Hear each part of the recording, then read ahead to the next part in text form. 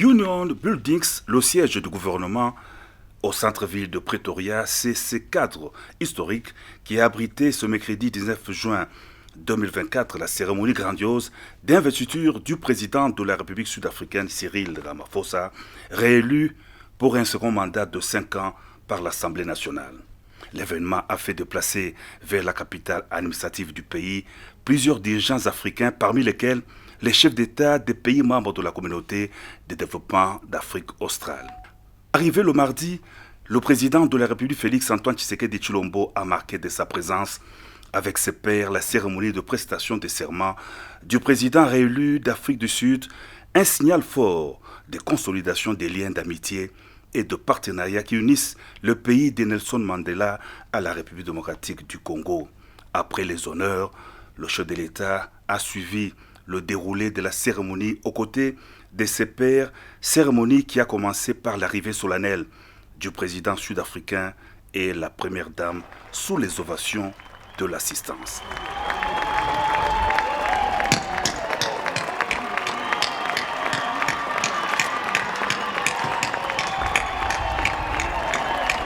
Le président Ramaphosa, 71 ans d'âge, a prêté serment devant la Cour constitutionnelle, la plus haute juridiction du pays, les membres du Parlement ainsi que le roi traditionnel des différentes ethnies du pays.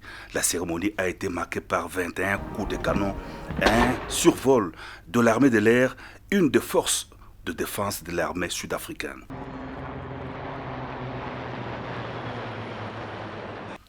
30 ans de démocratie, de partenariat et de croissance depuis l'abolition de l'apartheid. Dans son discours d'investiture, le président Cyril Ramaphosa en a appelé à l'unité et à la cohésion nationale du peuple sud-africain.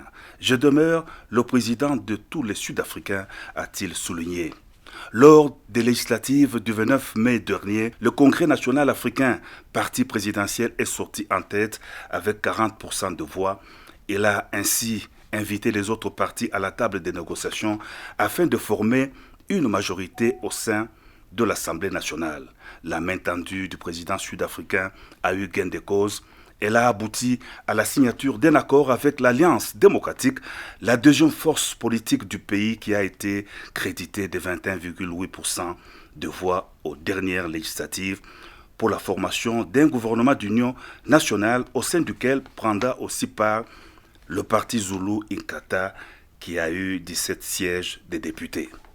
Dans la délégation du président de la République à Pretoria, on a noté la présence de la ministre d'État chargée des Affaires étrangères Thérèse Wamba-Wanière et les hauts représentants du chef de l'État Serge Tshibangu. À la fin de la cérémonie, le président Cyril Ramaphosa est allé remercier vivement ses homologues, le chef de l'État Félix-Antoine Tshisekedi Tshilombo et tous les autres chefs d'État hôtes de marque de la cérémonie d'investiture.